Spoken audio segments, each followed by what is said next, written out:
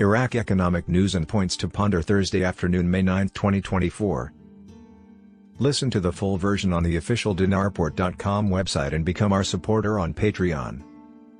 Why Jordanian National Bank and Gulf Banks? Economist explains.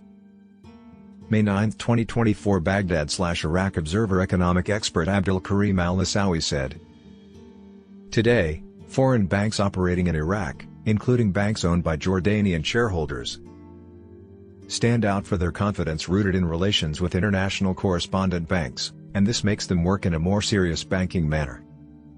In contrast, Iraqi banks face local challenges in building relationships with correspondent banks due to their leadership that is unable to develop management professionally."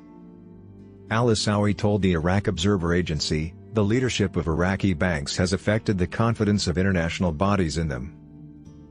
In addition to concerns about their ownership and association with suspicious figures, which hinders their development and progress."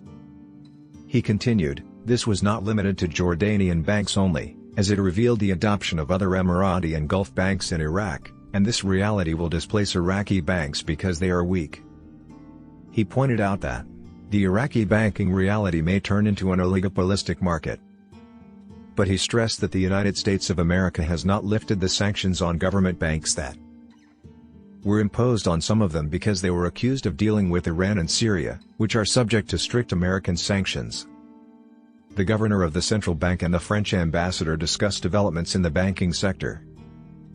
May 9, 2024. The governor of the central bank and the French ambassador discussed developments in the banking sector. His Excellency the Governor of the Central Bank of Iraq, Mr. Ali Mohsen al-Awlaq, received His Excellency the French ambassador in Baghdad, Mr. Patrick Jarrell. The meeting discussed ways to strengthen banking relations between the two countries, and His Excellency the Governor gave a comprehensive explanation of the relations and economic conditions, as well as the government's directions in consolidating the foundations of the national economy and diversifying it in light of the state of security stability achieved in Iraq. Explaining the plan to restructure government banks that enjoys regular support and follow-up from before the Prime Minister, indicating that this plan will change the map of the banking sector and its reality in Iraq. His Excellency also pointed to the rapid developments in organizing, monitoring and analyzing foreign transfer operations and covering foreign trade in accordance with best international practices and standards, which are receiving great praise and attention from international and regional organizations.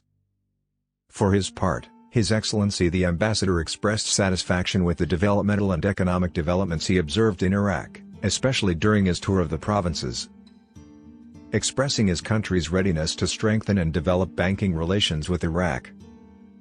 Explaining that economic relations between the two countries are growing at the level of entry of French companies and the use of their expertise in investment projects.